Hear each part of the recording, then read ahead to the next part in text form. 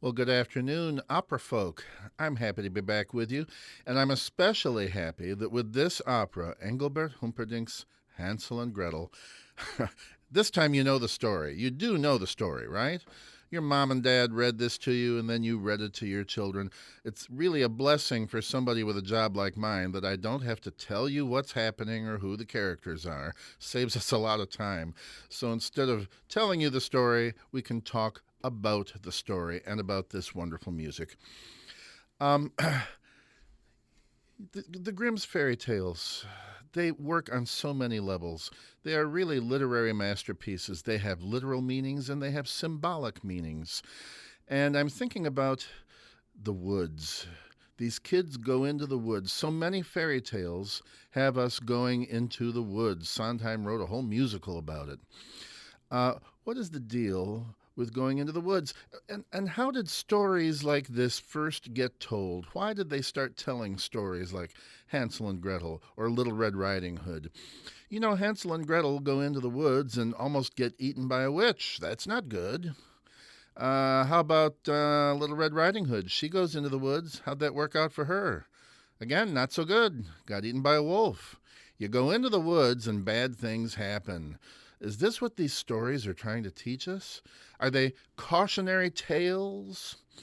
If I've got me a little girl, do I tell her, sweetheart, play by the house. Don't just stay in the backyard where it's safe. Don't go in the woods. Stay out of the woods. You know, if you keep going in the woods, something bad will happen. I knew a little girl once named Gretel, and she and her brother went into the woods, and you know what happened to them? Is that what these stories are? Are they stories that warn us to stay out of the woods, to warn us of the dangers of the woods? Well, you might think so. But interestingly, I believe the answer is no. I think it's quite the opposite. I think that Jacob and Wilhelm Grimm's folk tales are warning us, or not warning us to stay out of the woods. They're telling us that, in point of fact, we all must go into the woods.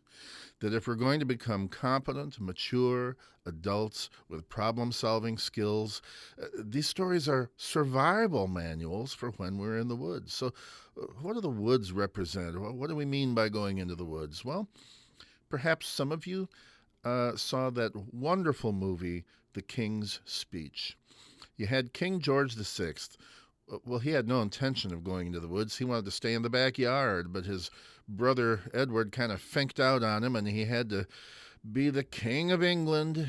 What's worse, during a time of World War, and deal with Hitler and Churchill. And not only that, he had to go on the radio and give inspiring talks, and he couldn't talk. He had a speech impediment, so he had to cope and deal with that and get over it. And King George was in the woods. Or maybe it's a seventh grade boy, and his dad just got transferred from New Jersey to Arizona, and suddenly he's got to go to a new school with new kids where nobody knows him, and he's an outsider, and he has a funny Jersey accent, and he's got to walk into that junior high school there in Tempe, Arizona, and have all the kids staring at him. That kid's in the woods. Yeah, we have to go into the woods, but what do the woods mean for Hansel and Gretel? What are the issues that they have to resolve and conquer? Well, we'll get to that, but first let's listen to some music. This is public radio, 90.3. You want to hear music, pretty music. All right, let's hear pretty music. If you read about Engelbert Humperdinck, and yes, we're not talking about the lounge singer in Vegas. Come on, you know that the lounge singer in Vegas was named after the opera composer, right? Yeah, yes, you knew that. If you read much about this guy, you'll read that he's very Wagnerian, that Hansel and Gretel is quite Wagnerian in texture and in use of the orchestra, and that is certainly true. Humperdinck was an aide. Wagner was kind of his mentor, and he assisted the master in the preparation of the musical score for Parsifal.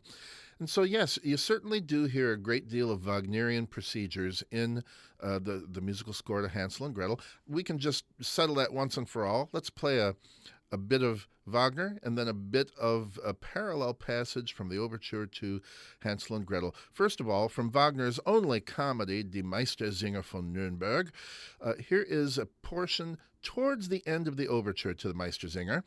It is one of those Wagnerian passages that is full of life-affirming, optimistic energy with a great deal of counterpoint. In other words, every family of the orchestra, be it the strings, the brass, the winds, they're all doing their own thing. It sounds bustling and happy and busy underneath a soaring lyrical melody. You'll recognize it. It sounds like this.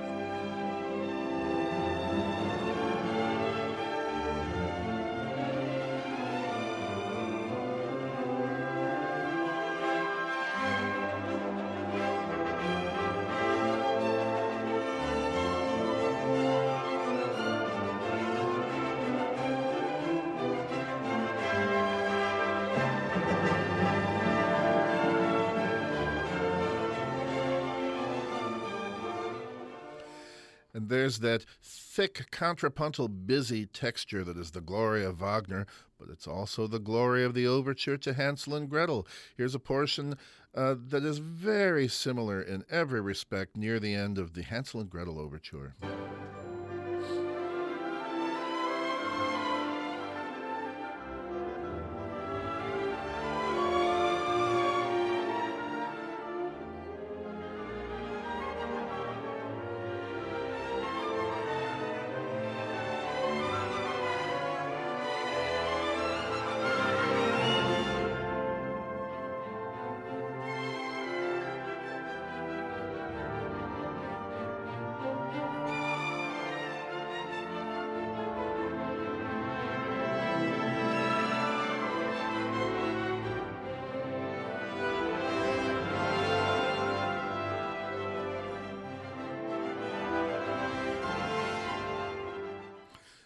It's even in the same key, although I suspect that's kind of coincidental. So, sure, I concede the point. Humperdinck has his Wagnerian moments. I encounter less often in my reading a kinship with another composer from this late Romantic period of German music history. We'll get to that in a minute. I think there's not only Wagner to be found, but we'll come back to that. Now, I want to go to the scene that we find as soon as the curtain rises on Act 1, Scene 1. And you know, for me, for a drama to be great, it has to have irony. I'm very big on irony. You tell me a story with no irony, you've lost me. Not interested. And I think there is some very subtle irony in this opening scene. Now, I assume most of you have seen this show, and you know how it opens. We're in the cozy little cottage in the woods where Hansel and Gretel live with their parents. And the two children are in the cottage. They're doing chores. They're sitting on a stool. Now, we've updated our staging here at Virginia Opera. We'll talk about that more in a little bit, but so I'm not sure exactly what the scene is, but I'm thinking of the traditional libretto. Gretel is seated on a stool doing girl stuff, knitting, needlework of some kind, and Hansel is making brooms. He's tying straw to broom poles that his father has cut. He's a woodsman, and Dad will try to sell those, although the broom business is kind of tanked, to be honest. The district manager of the broom company is really discouraged. We're in a bad, down economy. But be that as it may, they're good little children. They're not quarreling. They're not picking on each other. They're quietly sitting, doing their chores, and singing happy little German folk tunes. These are actual German folk tunes that Humperdinck's sister Adelheid Wette asked him to arrange for the puppet show of Hansel and Gretel she did for neighborhood kids, which was the genesis for this opera. And you would think, if you don't think about what you're looking, your initial impression might be that this is a happy, contented, domestic scene. The music is certainly happy, but you know, to me, there's something off about this scene. It's not happy. There's something sad and dysfunctional about this scene. Really? Well, for instance, here's the first little song that the children are sharing. Each sings a verse. Susie, little Susie.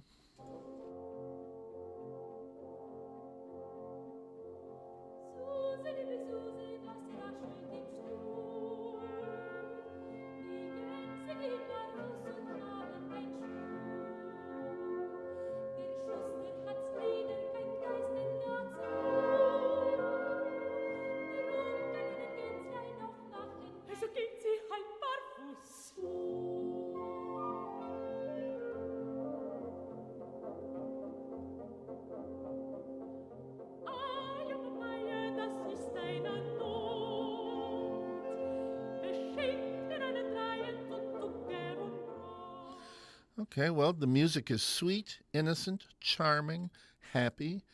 So, what am I getting at? You see, there is an irony because this scene is not charming and it is not happy. Well, let's continue. I'll convince you of this ere long, but they move on to another little song. They want to do one of those clapping songs, like we do peas porridge hot, peas porridge cold, peas porridge in the pot in our culture. They have a clapping song like that called Crosspatch, and they begin to play this little game. Now, the thing about a clapping song is you can't be tying straw to a broom if you're clapping, and you can't be doing needle points. So they put the work down and they stand up and sing this little crosspatch song.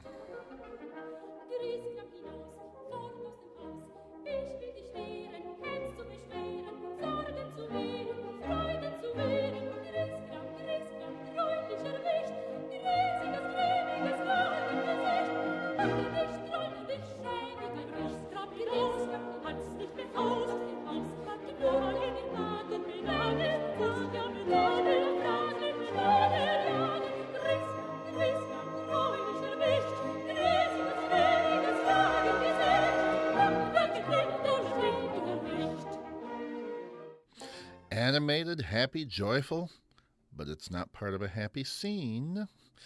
And then we go on. The kids are getting more animated. My friends, one of the things I love about opera music is that it tells the truth about human nature. And you know how kids are. They start getting wound up. They start getting excited. And now not just clapping, but now moving around the room. They want to dance. Gretel says, I'll give you a dancing lesson. And they do the German version of the hokey pokey.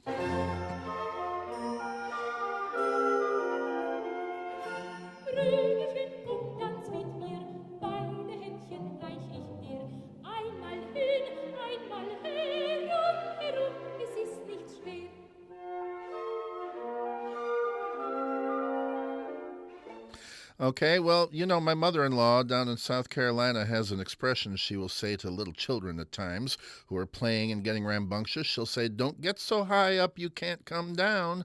And this is, listen to the climax of this first scene. These children have gotten sky high. They're careening around the room now. Sounds like this.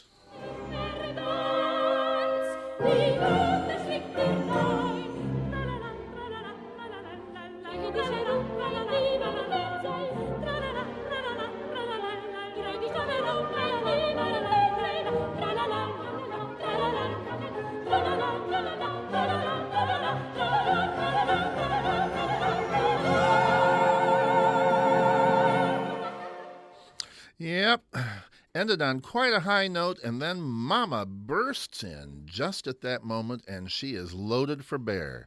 She is upset. She sees knitting that's been trampled. She sees straw all around the room, not tied to a pole. She's boxing ears. She's yelling. She's pitching a fit, and the kids are in trouble. Now remember that first little tune, Susie, little Susie. It sounded happy. It sounded sweet. It wasn't. You see, this is really evidence of a dysfunctional family. Here's what's wrong with that scene. Why didn't the chores get done? Because Mama wasn't there. Children need supervision. You leave children to do grown-up chores, they're going to start playing. Children need supervision. And where was Mama? This is Germany in the 19th century. You think we had women's lib at this point and that it was okay for women to be outside the home? I don't think so. Where is a woman's place? Where is a mother's place in 1892 when Hansel and Gretel debuted? In the home with the children. So why wasn't she there? You see, the mother is a poor mother. Hansel and Gretel are latchkey children. Guess what? Latchkey children have always been with us. They're not a phenomenon of the 20th century as we sometimes think. So you see, This is actually a sad scene. We have unsupervised children home alone, not getting their work done because mama is not doing her job as we understand it in that society. And now mama's going to pitch a fit. Now, there's something interesting. I'm going to play you a little bit of the tirade that mama sings. And I use it as an illustration of answering a question I often get when I go around the region on my lectures and classes about opera. A lot of times people will say, Mr. Winters, what is the difference really between an opera and a musical like Hello, Dolly or My Fair Lady? I know a lot of you with a gun at your head couldn't quite articulate that. I'm going to give you what I think is one of the principal reasons, or one of the principal differences. In a musical, if you have a tune that you like, a really good number, let's say, Hello, Dolly, well, hello, Dolly. It's a great tune, everybody likes it. The song is over. What are you going to do with that tune? Well, you'll repeat it. You'll sing that song again in Act 2. You call it a reprise. In musical theater, you repeat your ideas. In classical music, in the opera, you have the kind of craftsmanship in which you don't merely repeat a song, you develop a musical idea. Now, let's listen to Gretel's little song one more time about Susie.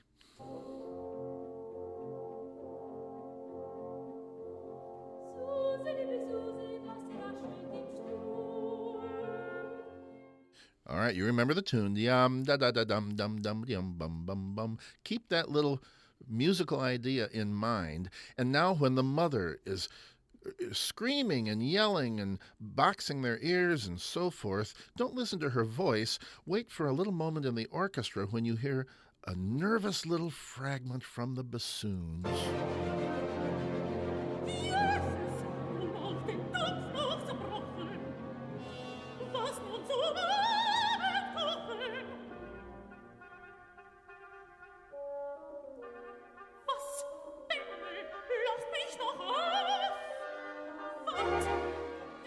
Did you hear it? Yum, da da da dum, Susie, little Susie. No, but this time it sounded anxious and fearful. Why did we hear that right then? Why did Humperdinck bring back that opening song right at that moment when Mama is blessing them out? Well, what's Mama mad about? Mama's mad because the chores didn't get done. What was happening the first time we heard the Susie, little Susie song? They were doing the chores. That was the one time they were doing the chores. So this is what's great. Opera music can let you inside someone's head and let you know what they're thinking even when they don't say anything. And that little bassoon, that da-da-da-da-dum, da-da-da-da-dum, right now we're hearing the interior silent thoughts of the children because they're thinking, should have done the chores, wish I did the chores. They're remembering that moment when they were being good and having remorse for the fact that they started horsing around. This is the big thing about opera music that you don't find as often in the classic Broadway musicals. Well, anyway, Mom is mad. She sends the kids off to pick the strawberries. You know the story. And she's feeling very sorry for herself when in comes Dad. Dad has quite a different personality. Mom is quite narcissistic. She's a bad parent. There are vestiges in the mother figure of the evil stepmother of the Grimm's original. She's not a murdering, villain in this story, but she is a poor, dysfunctional, self-pitying parent. But then in comes Dad, and he's a big man-child. He is.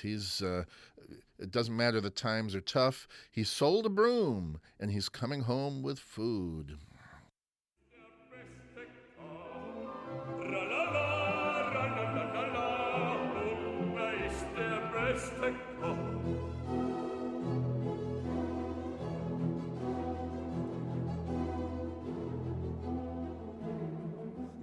Ja, der Hunger kocht schon gut, sofern kommandieren tut.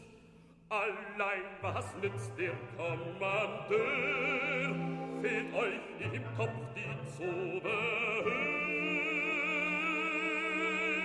Ralalala, ralalala, Kümmel ist mein Leiblikör. Ralalala, ralalala.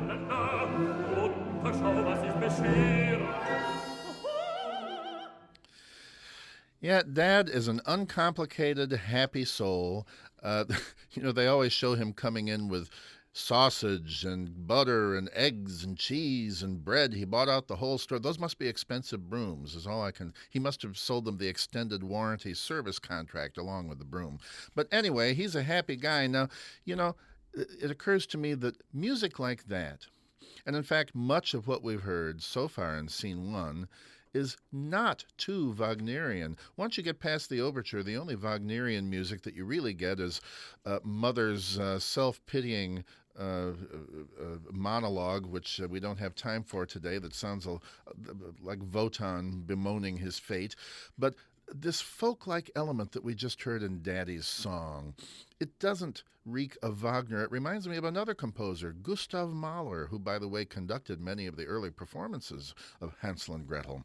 That tra-la-la-la, I was thinking, where have I heard this? And there's a theme that appears in the Lieder einer fahrende Gesellen, which also is in the first movement of Mahler's Symphony No. 1, which to me just has this same bloom of a happy nature enjoying life. Sounds like this.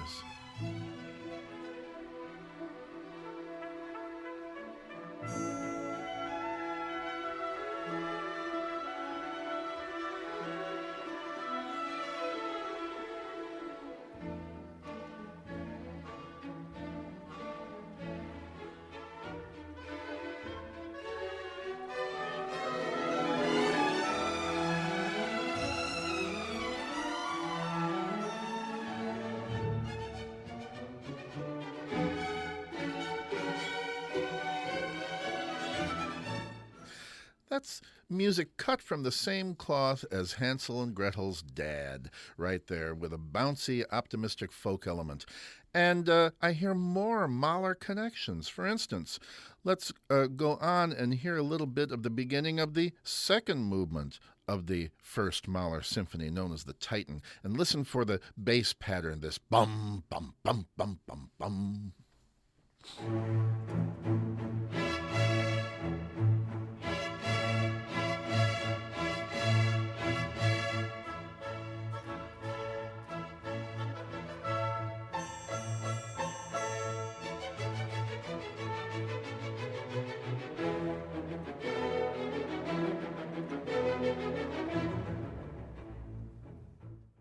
Now compare that with the prelude to Act 2 of Hansel and Gretel, known as The Witch's Wild Ride.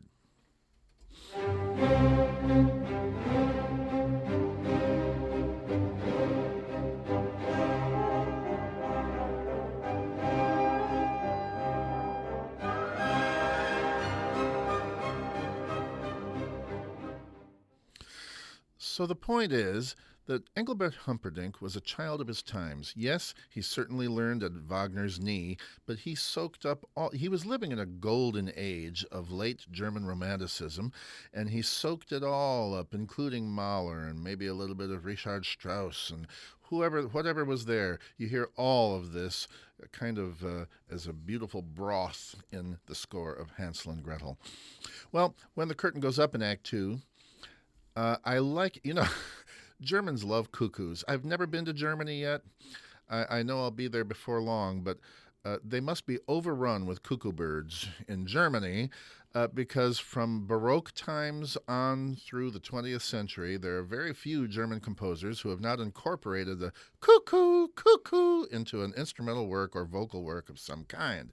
So Hansel and Gretel are in the woods. Well, you're not going to get blue jays. You're going to get cuckoos.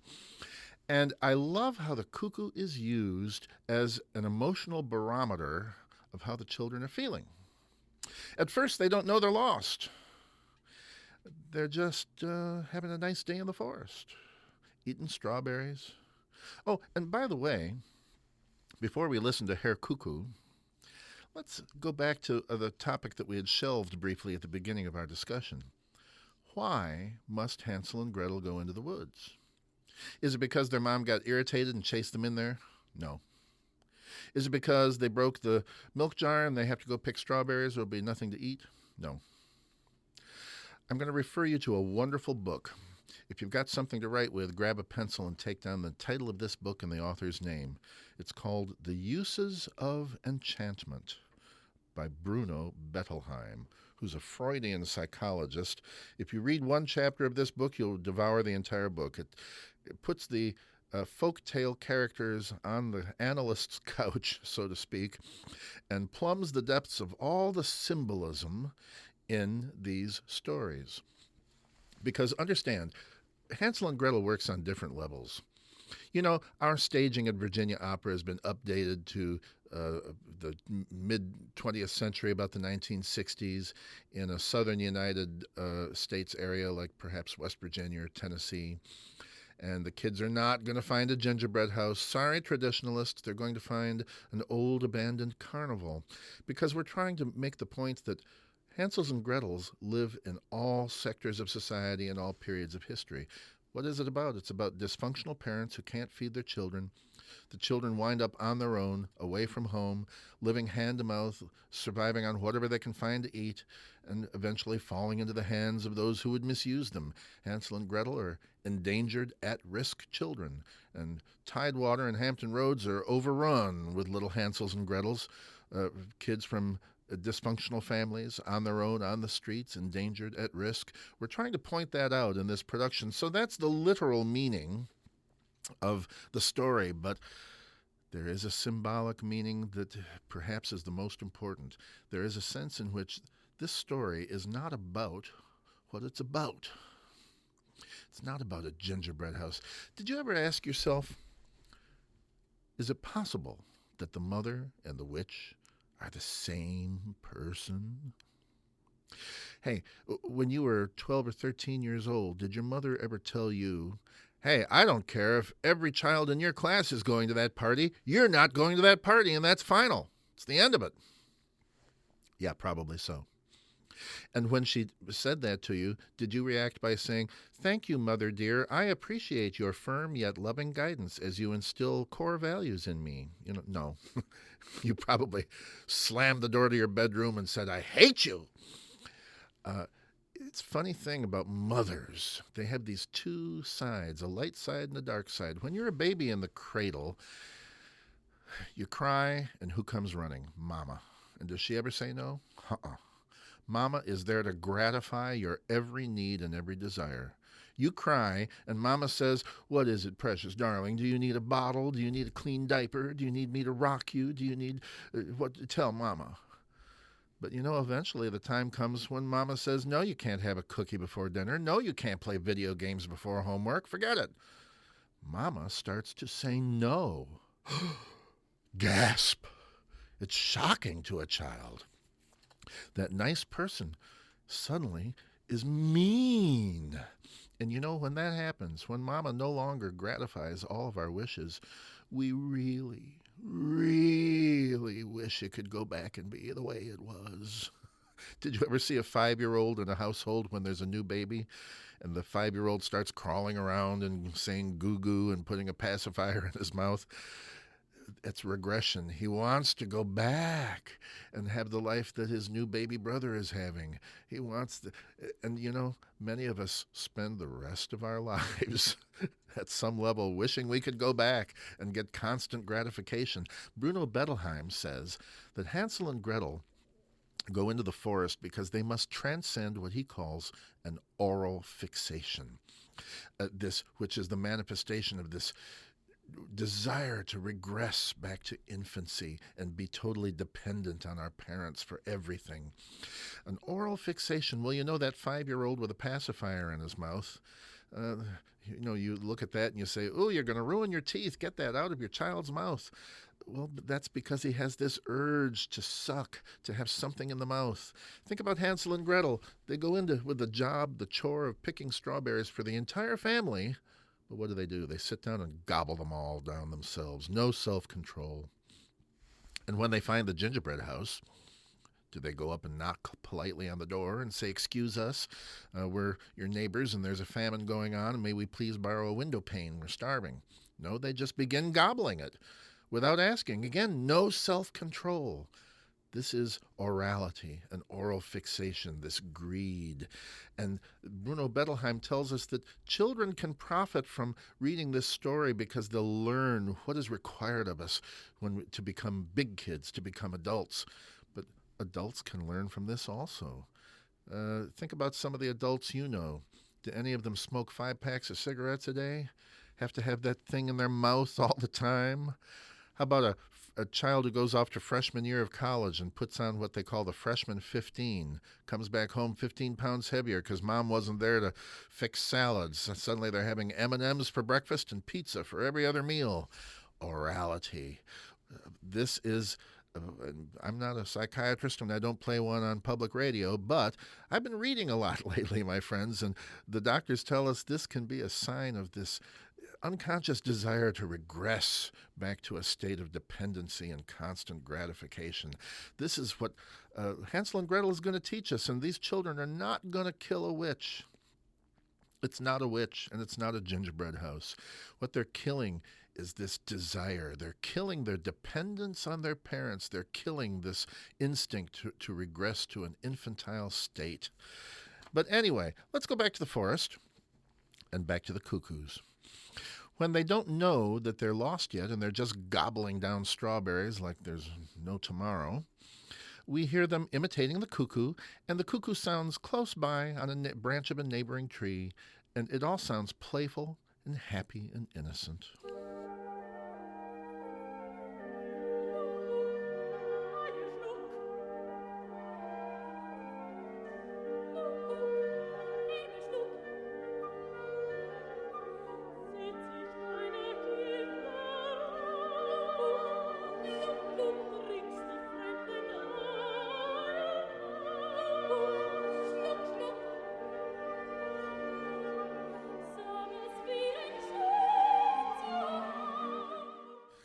A charming scene, and the cuckoo sounds like our friend, our happy friend. You know, Mr. Cuckoo's on my shoulder, Disney thing. Yeah, but then when they get lost, when they suddenly realize it's time to go home, but they can't quite find the way home. And by the way, again, opera tells the truth about people. There's a wonderful moment in the libretto when it becomes clear that Hansel is going to make some woman a very typical husband. Gretel says, "Are we lost?" And Hansel says, "Of course not. Don't be silly. Boys are never lost." Oh, yeah, he's going to make somebody a fine husband someday. But be that as it may, once they're a little unsure about where they are, Hansel calls out, "Hello," in the cuckoo call, and his own voice comes back echoing, and it sounds like a cuckoo, but it sounds eerie and ghostly. And then when we do hear the cuckoo, now it's an ominous cuckoo of doom.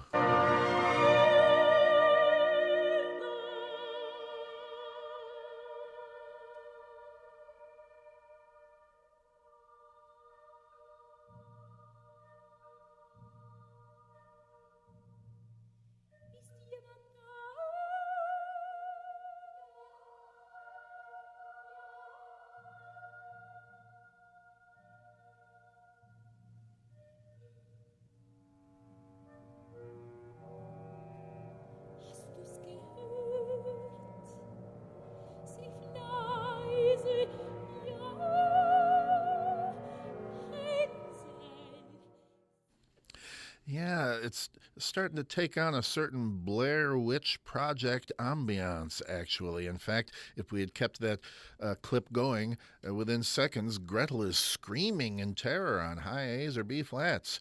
It gets quite scary. So I love the cuckoo changing tone with the same little notes in the clarinet, and yet they can show light and dark.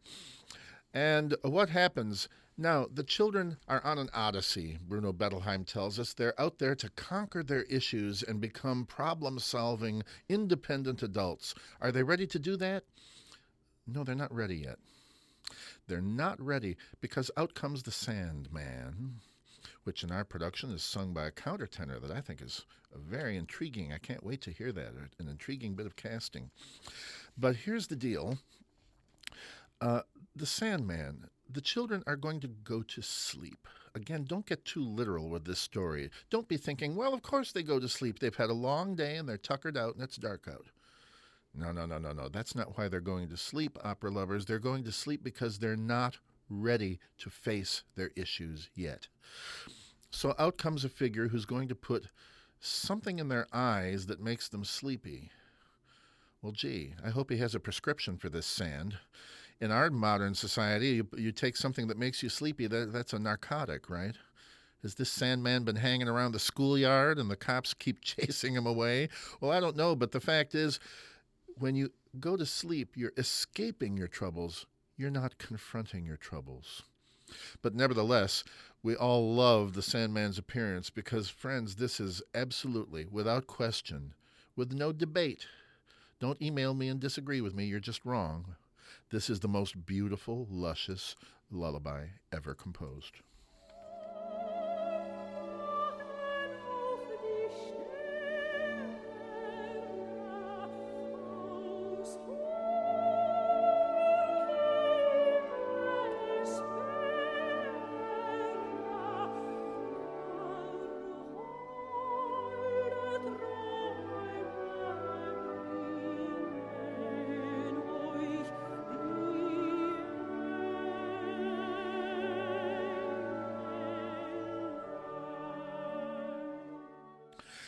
Oh, yes. Sorry, Brahms, you're number 2. Now, that tune, dee da da dee da dee da da da. Now, again, if this was a Broadway musical, there would be a scene later on in which the Sandman would come out again, and we would have a reprise, and we'd get to hear that pretty song again. But no, this is German opera. It is developmental. And so we have, for the moment, I'm going to skip over the big money tune in this opera, the Evening Prayer. Don't worry, we'll come back. I want to leap to the dream sequence, which in the libretto is marked as a fairly there's a little bit of religiosity in this story. You know, the Grimm's fairy tale is quite pagan. There are no references to religion or God or the heavens or anything. The children are watched over by a presence in the story, but it's nature. It's the birds. Birds lead them into the forest. Birds eat the breadcrumbs, which is a good thing. The birds are being their friends because the children shouldn't go home until they've killed their desire to regress to the cradle. And then the birds take them back home. But, you know, I guess we're living in a nice Lutheran neighborhood in Humperdinck's world, so we have angels descending. And in our production, the dream sequence is not angels. We're going to depict, a ballet in which the children are dreaming of their fears and anxieties. But here's what I want you to listen to. Remember the Sandman's tune. Ya dee da dee da dee da da da. This entire dream sequence is constructed out of nothing but the lump of clay of that tune. You know how Beethoven wrote his Symphony No. 5 using nothing but 4 notes virtually? A miracle of craftsmanship. This approaches that. Listen now, sometimes you'll hear the Sandman's tune in the treble and the strings as a melody. Sometimes you'll hear it as a bass line in the brass. It's woven like golden thread through the entire sequence.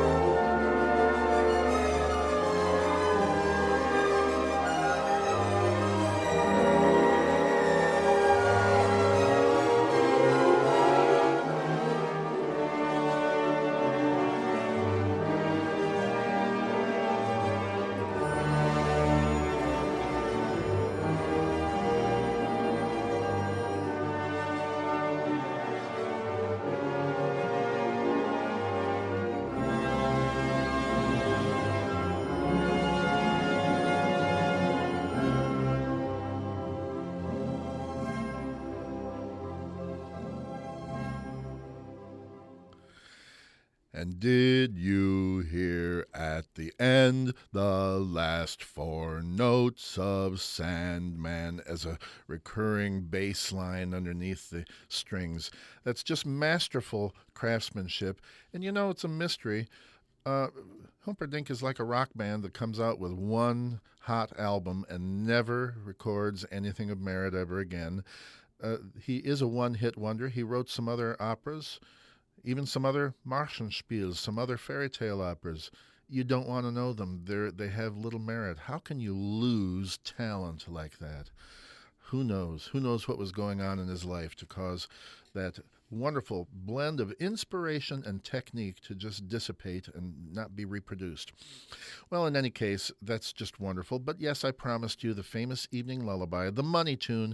Every opera has a tune that even people who hate opera know very well. Toreador, dum da dum da dum. Here comes the bride, da dum da dum. And the money tune in Hansel and Gretel is this evening prayer. For those of us who have spent any time in musical academia as vocal coaches or music teachers, you know, this tune is Humperdinck's gift to untalented undergraduate vocal students everywhere. If I had $1 for every time I've had to listen to some 19-year-old voice student croak her way through this because it was something that she was able to get through without hemorrhaging at the throat, if I had $1 for every time, I could go out and get a very expensive dinner. But strip away all the hackneyed associations, it actually is quite lovely.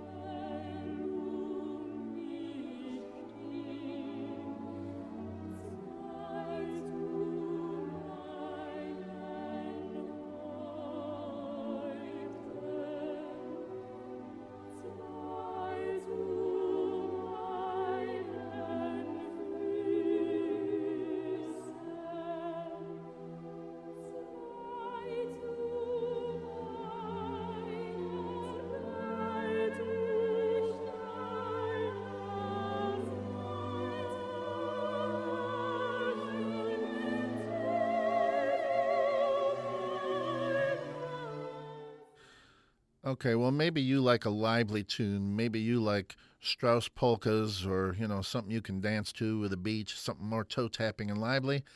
Yeah, I'll take that. That's pretty good stuff. Now, let's talk about the witch, and we'll probably close our discussion today with a nice putting the witch under the microscope. She's bad. She's very bad. Not a nice person at all. She has no redeeming characteristics that I can think of, and that's how we like our villains, isn't it? We like our villains to have black hats, black horses, black mustaches, which they twirl, and we like their eyes to roll around crazily in their head, and we like them to cackle with glee over their badness. If Osama bin Laden gave money to the homeless shelters and was kind to puppies, we don't want to know that about him. We like our villains to be 100% awful. And there are villains like that. The Witch is one. I'm thinking, and we like the music for villains to signal to us how bad they are, just like the cowboy's black hat means that he's a bad cowboy. I'm thinking of a villain in Verdi's immortal adaptation of Shakespeare's Othello. I'm thinking of Iago. Iago is just terrible. When I was in junior high school and growing up in Evanston, Illinois, there was a little song we 7th grade boys used to sing. I am a stinker, a dirty, rotten stinker. I put arsenic in my mother's cream of wheat. I take great delight in stirring up a fight, and I eat raw meat, raw meat. Thank you. Withhold your applause at this time. Now, Iago sings a song which is basically pretty much saying that. He talks about how he's bad. He doesn't pray to God. He prays to an evil God. He prays to Satan. And boy, does his music let us know how rotten he is.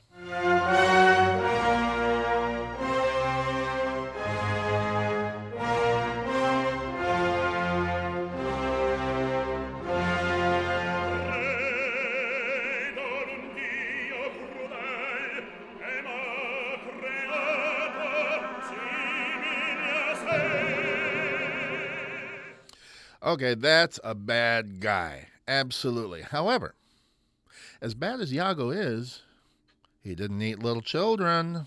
So the witch is worse. She's a cannibal. So her music, when we finally run into the witch, this music is going to be grotesque. This music is going to give us nightmares. It'll send us into therapy. In fact, I hesitate to play the witch's music because some of you may have heart conditions who are listening on the radio today. So just have your nitroglycerin tablets at the ready. This will be awful. If you're with someone else in the room right now, hold hands. It'll be okay. But here we go. Scary, grotesque music.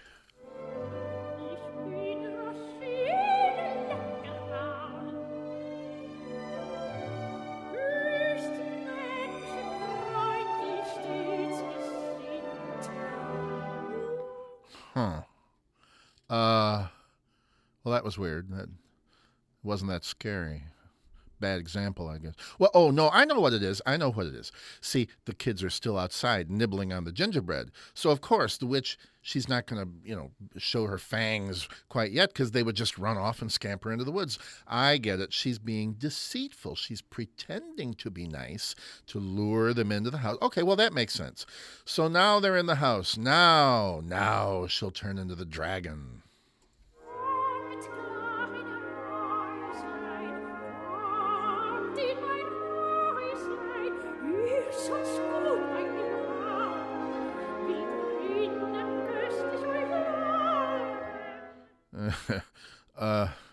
That's a little disappointing, actually.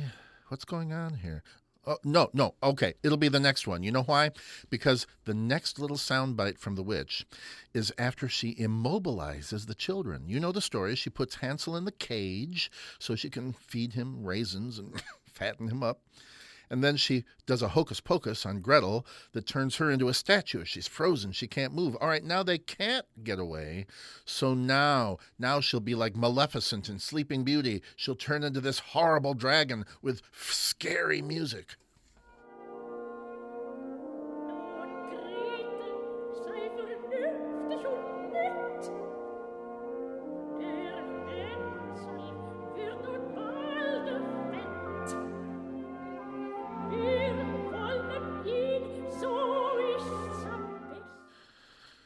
Okay, what the heck is going on here?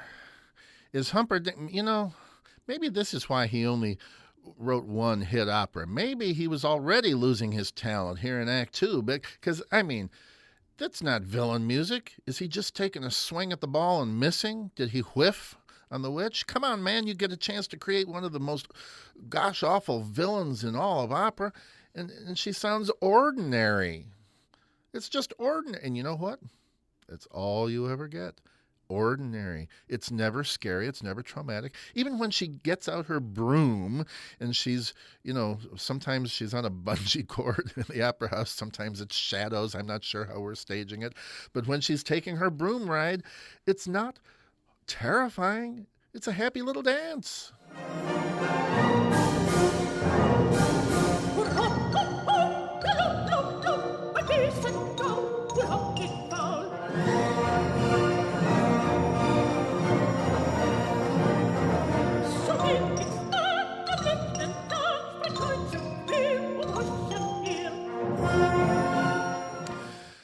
Okay, let me explain what's going on, because far from whiffing, far from swinging and missing at creating a villain, this is brilliant musical storytelling. Again, what do I always say? Opera music tells the truth about human nature, and the fact is, a lot of ordinary people are quite evil. There was a book written by an author named Sarah Arendt called Adolf Eichmann and the Banality of Evil. It's a book about the trial of one of Adolf Hitler's top henchmen, a man responsible for untold numbers of thousands of deaths in those death camps. But what struck this writer is that Adolf Eichmann was a guy you probably wouldn't mind having for your next door neighbor. He was a regular Joe. He was ordinary. He was a civil servant. He showed up to his job on time. He read the memos in his mailbox. He passed them on to his subordinates. He went home at 5 o'clock, ate a nice dinner of kraut and sausage, kissed his wife, and went to bed. He didn't cackle. There was nothing scary about him. He just did bad things, an ordinary guy who did bad things. Perhaps some of you have read a famous short story by Shirley Jackson called The Lottery. This was required for all of us English students in Evanston High School. If you've never read it, and I haven't read it in 45 years, but I'll tell you what I remember, you've got a remote mountain village in the southern United States.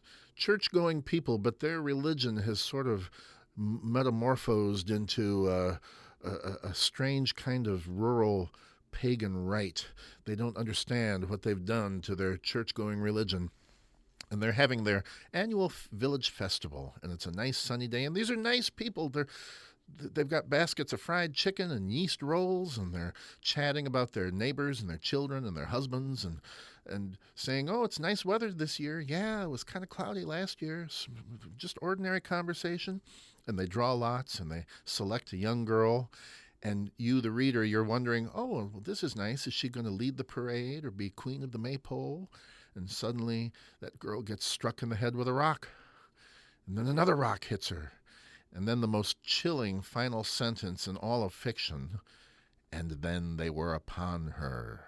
And the story is over, and you realize with horror that these ordinary, nice American people are stoning that girl to death as part of some pagan ritual that they've concocted through the generations. This witch is ordinary, and she is all the more true to life in her ordinariness that it's wonderful that the music doesn't turn her into a fire-breathing dragon. And you know, this story, again, forget the symbolic level for just a moment. This story is based on things that really happened. You think the story of Hansel and Gretel is made up, that things like this never happened? You know, I did some research on European history. In the 14th century, between the years 1314 and 1317, there was a catastrophic famine in Europe. It basically never stopped raining for 4 years, so crops molded in the fields. There was no vegetables to eat. There was no grain to feed the livestock. The livestock died. I read that in that 4-year span, Northern European countries lost up to a quarter of their population. 25% of the populace falling victim to famine and disease. And so you think there weren't abandoned children that parents got rid of because they themselves were starving and they had to just let the children fend? Think about this witch. Who is she maybe? She's an elderly woman, maybe driven mad by hunger. She finds 2 children abandoned in the forest. The real Hansel and Gretel were probably half dead, probably starving to death, near death. Well, you know, there was a famous movie years ago about a plane crash in the Andes, and they're stuck there for a long period of time with no rescue, and one of them is dying, and the others, what do? They turn to cannibalism. The will to survive is strong in the human race. People do what they have to, and cannibalism is not unheard of. Maybe that's why the witch sounded so happy and dance-like in her broom ride we heard a minute ago. She's got something to eat. Nobody wants these children. Nobody loves them. They're going to die. You got to do what you got to do. This story has happened. Again, it's why we are staging our version in the 20th century, because there are endangered children here on the streets of Hampton Roads. The social service agencies are overwhelmed. They don't have enough personnel to deal with all the real Hansels and the real Gretels. And would that we could just turn all those cookie children back into happy children and happy homes, as happens in Humperdinck. And, you know, what we don't get, of course, any time a novel or a story is turned into a movie or an opera, it's truncated a little bit. It's a shame in the opera that the parents come across the children in the final scene. They're outside the witch's house and lead them home again. Because, you know, it takes away the achievement of Hansel and Gretel. They have left their babyhood behind. In Grimm, the Grimm story, Gretel finds the witch's treasure. She fills her apron with diamonds and gold and takes it back, and the children find their own way back. You know, in life you have to go into the woods, but you also have to go back again and rejoin the world. Somebody pointed out to me this even happens in the New Testament. Jesus had to go into the wilderness. but then he had to return and continue his ministry. And now Hansel and Gretel, they're going to contribute to the household finances with the treasure they found. They're functioning adults. They're not dependent like babies anymore. I always think they're probably going to stick mom and dad in a nursing home and never call, never visit. I'm kidding. But this is the important part of the story that they didn't have time in Humperdinck's opera to tell. So we encourage you to come on out and see this fabulous updated production. I think it will make sense when you see it, and it is a glorious musical masterpiece, a perfect combination of inspiration and craftsmanship. It's Engelbert Humperdinck's Hansel and Gretel, and we'll see you at the Opera House.